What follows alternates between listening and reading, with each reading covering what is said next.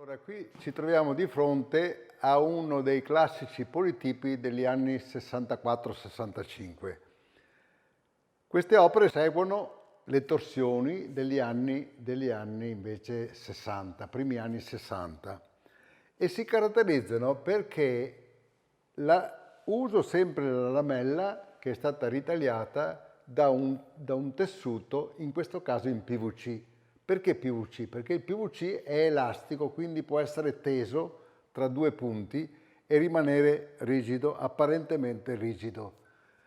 Sono diversi dalle torsioni perché i politipi, oltre ad avere questa torsione di partenza, fra l'altro il politipo si caratterizza anche perché la torsione parte da un punto e arriva sull'altro lato del telaio, sempre però in corrispondenza, diciamo in conseguenza.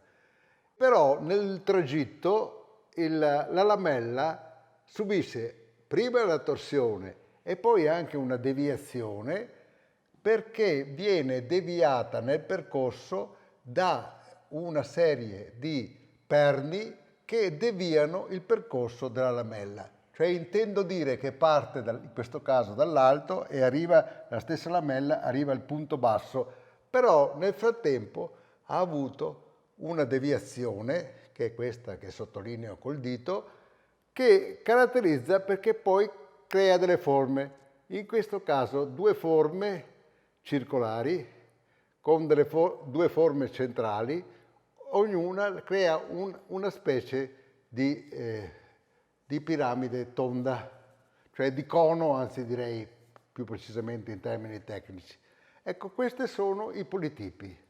Politipi perché? Perché hanno una struttura molto omogenea, però è una struttura che è deviata in maniera tale da rendere ogni politipo diverso da altri politipi. Anche questo è un classico politipo, solamente che ha aggiunto, è successivo al primo inizio del 64-65. E qui però ci sono anche degli inserimenti pittorici. Gli inserimenti pittorici che diventano sempre più complessi nel corso degli anni sono questi elementi che sono normalmente in cartone o in compensato sottilissimo che vengono dipinti e in maniera da sembrare tridimensionali. In realtà sono bidimensionali e danno una sensazione di deformazione legata all'inserimento appunto di questi elementi eterogenei. Ce ne sono di vari tipi, con vari titoli anche. Comunque sono particolarmente interessanti anche questi. Quest'opera è della fine degli anni 90 ed è un politipo ma un po' più complesso rispetto ai politipi originali. Questo invece è un assemblaggio degli anni 90. Degli anni 90 in cui vengono unite due parti intelaiate, che sono queste, laterali, a un politipo, praticamente a un resto di politipo nella parte centrale.